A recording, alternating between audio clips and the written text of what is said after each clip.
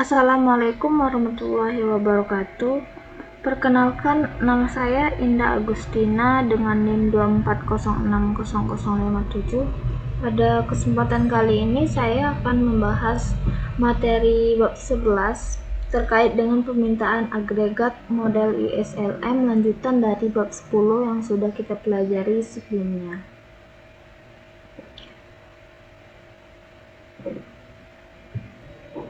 Nah, kalau sebelumnya kita sudah belajar terkait dengan perpotongan Keynes dan bagaimana pendapatan nasional ditentukan di pasar barang.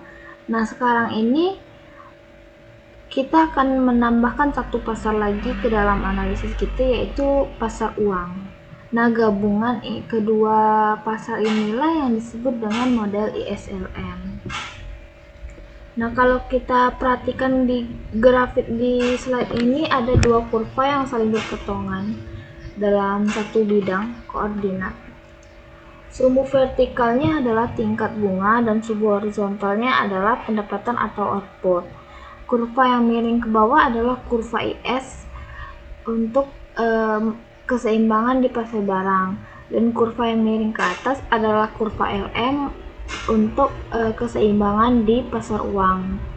Nah, titik perpotongan kedua inilah yang disebut dengan equilibrium ISLM, atau titik di mana kedua pasar seimbang secara bersamaan.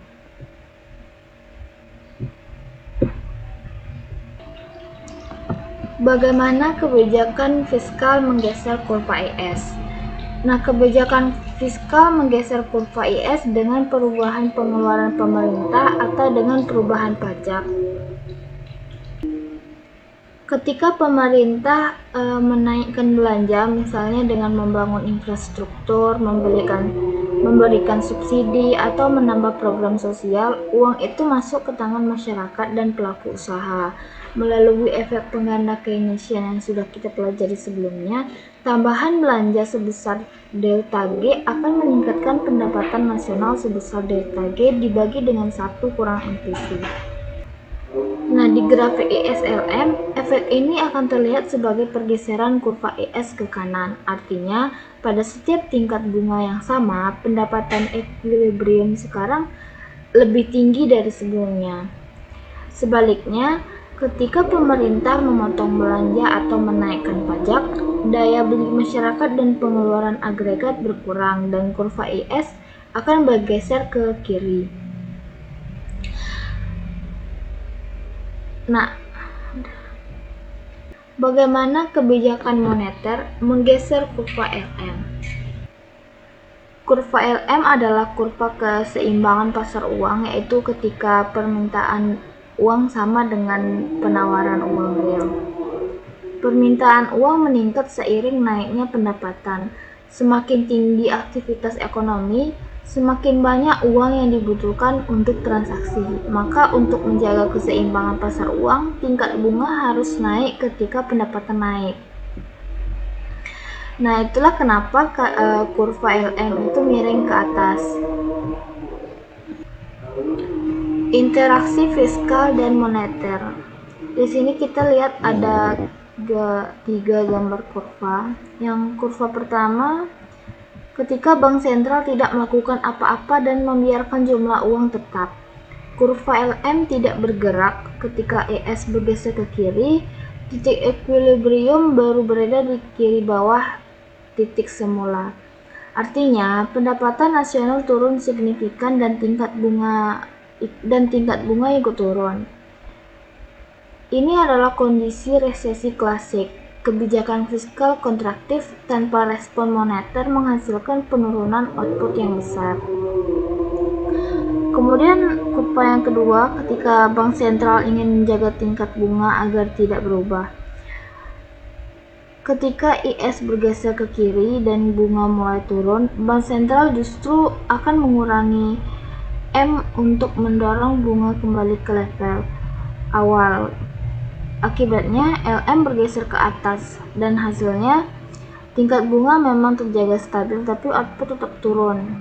Hanya lebih kecil pengaruhnya dibanding kurva yang pertama. Kemudian kurva yang ketiga, Bank sentral secara aktif berupaya mencegah output turun dan caranya dengan menggelontorkan uang cukup besar sehingga kurva LM bergeser ke bawah dan mengimbangi pergeseran kurva IS ke kiri. Hasilnya, pendapatan nasional hampir tidak berubah sama sekali, namun tingkat bunga turun sangat tajam. Artinya, dampak kenaikan pajak sepenuhnya ditanggung oleh penurunan bunga, bukan oleh penurunan output.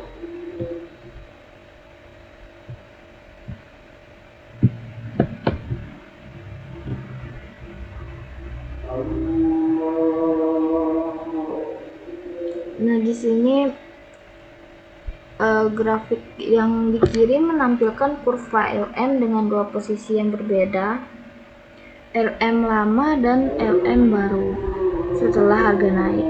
Nah, misalkan tingkat harga naik dari P1 menjadi P2, kenaikan harga ini mengikis nilai real dari uang yang beredar. Kalau jumlah uang nominal tidak berubah tapi harga naik, maka M per P itu yaitu uang real menjadi lebih kecil.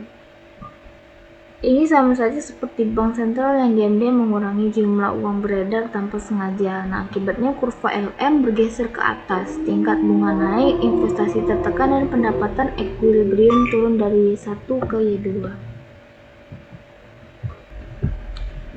Derivasi kurva AD secara lengkap. Ada 4 kurva di sini. Yang kiri atas adalah titik awal, yaitu pasar uang. Di sini ditunjukkan bagaimana kenaikan harga langsung mengecilkan keseimbangan uang real. Ini adalah pemicu pertama dari seluruh rantai kurva. Kemudian ada yang di kanan atas, itu menunjukkan transmisinya ke model ISLM. Penurunan uang real menyebabkan kurva LM bergeser ke atas. Perpotongan baru antara IS dan LM yang baru menghasilkan pendapatan equilibrium yang lebih rendah. Nah, panah yang menghubungkan kedua kurva ini menggambarkan transmisi langsung dari pasar uang ke pasar barang. Kemudian kurva yang di kiri bawah memperlihatkan pergeseran kurva LM secara lebih jelas. Ada dua posisi LM yang berbeda mencerminkan kondisi sebelum dan sesudah harga naik. Outputnya jelas bergeser ke kiri. Kemudian kurva yang di bawah adalah kurva yang paling krusial. Nah, di sini kurva AD akhirnya terbentuk. Sumbu vertikalnya adalah tingkat harga dan sumbu horizontalnya adalah pendapatan. Setiap pasangan P dan Y yang dihasilkan dari proses 3 kurva sebelumnya menjadi satu titik di grafik ini. Hasilnya adalah kurva AD yang miring ke bawah.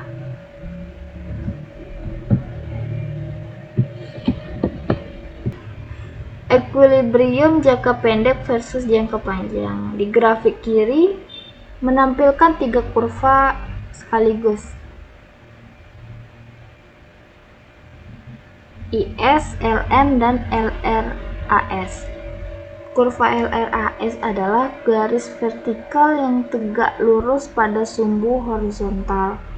Garis ini mencerminkan output alami, yaitu tingkat output yang ditentukan oleh kapasitas produksi real perekonomian seperti tenaga kerja, modal, dan teknologi. Di dalam jangka panjang, inilah batas nyata output yang bisa dicapai terlepas dari kebijakan apapun. Lalu grafik kanan memperlihatkan perpindahan dari equilibrium jangka pendek ke jangka panjang. Titik K adalah equilibrium jangka pendek, di mana IS berpotongan dengan LM pada harga kaku P1. Disinilah ekonomi berada, sementara harga belum menyesuaikan. Tapi lama-kelamaan harga mulai bergerak. Ketika harga naik,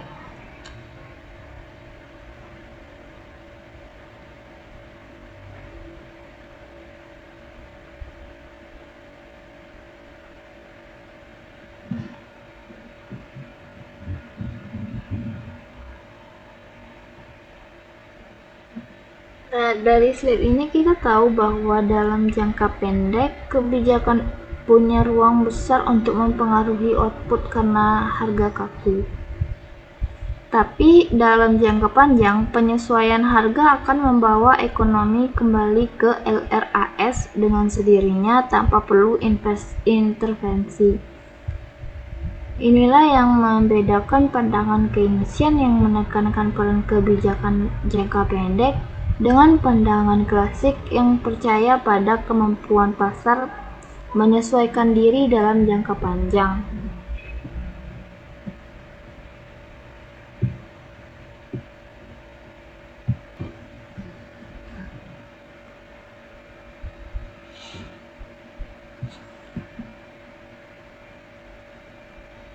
Persamaan kunci model. Di sini kita lihat beberapa persamaan yang dipakai dalam model ISLM.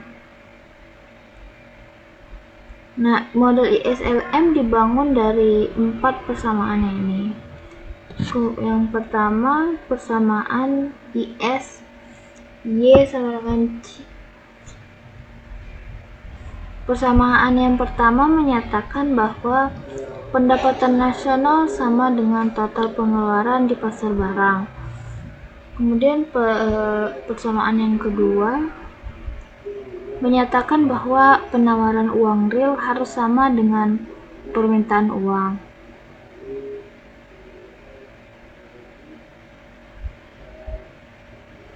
Untuk jangka pendek berlaku P sama dengan P1, yaitu harga kaku. Keempat persamaan ini bekerja bersama membentuk satu sistem yang lengkap dan konsisten. Depresi besar. Sebagai penerapan nyata dari model ISLM, kita gunakan kerangka untuk memahami salah satu peristiwa ekonomi paling dramatis dalam sejarah modern, yaitu Depresi Besar tahun 1930-an. Para ekonom terbagi dalam dua penjelasan besar. Hipotesis yang pertama adalah hipotesis pengeluaran, yang berpendapat bahwa depresi dipicu oleh guncangan pada sisi IS. Pengeluaran swasta, terutama investasi dan konsumsi, jatuh secara tiba-tiba dan drastis tanpa ada pemicu eksternal yang jelas. Kurva IS bergeser jauh ke kiri, menarik pendapatan nasional turun ke level yang sangat rendah. Dalam kerangka ISLM, ini adalah shock IS yang tidak diimbangi oleh kebijakan apapun.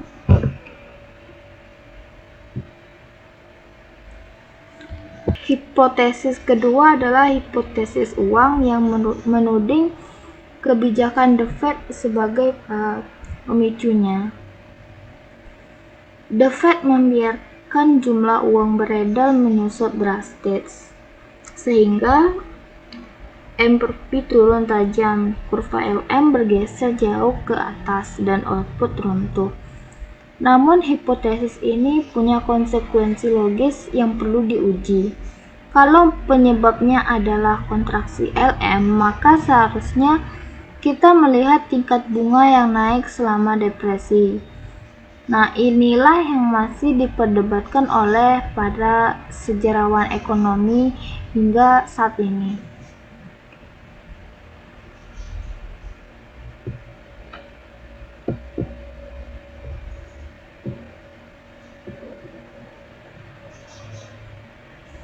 Kesimpulan dan implikasi kebijakan. Sebagai penutup, ada 3 hal penting yang bisa kita ambil dari seluruh pembahasan bab 11 ini. Yang pertama, koordinasi kebijakan adalah segalanya. Model ISLM secara jelas menunjukkan bahwa hasil dari kebijakan fiskal tidak bisa dilihat secara terpisah dari respon kebijakan moneter.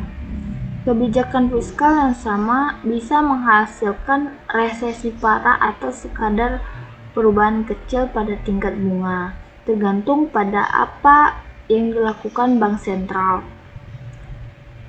Koordinasi antara pemerintah dan bank sentral adalah suatu kebutuhan. Yang kedua, cakrawala waktu menentukan efektivitas kebijakan. Dalam jangka pendek, ketika harga kaku, kebijakan fiskal dan moneter bisa secara efektif mendorong atau mengerem output.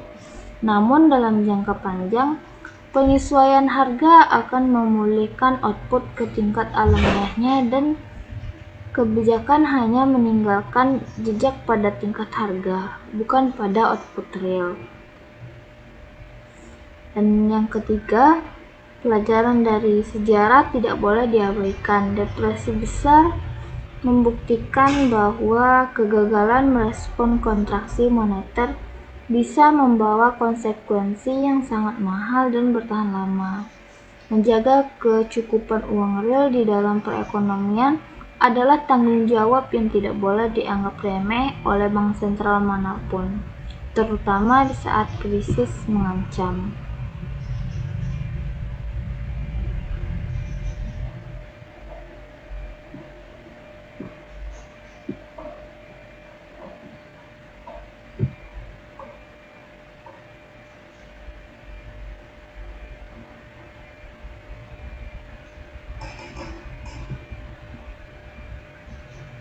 Baiklah, sekian penjelasan materi bab 11. Jika terdapat kesalahan kata, saya mohon maaf. Saya tutup dengan wassalamualaikum warahmatullahi wabarakatuh.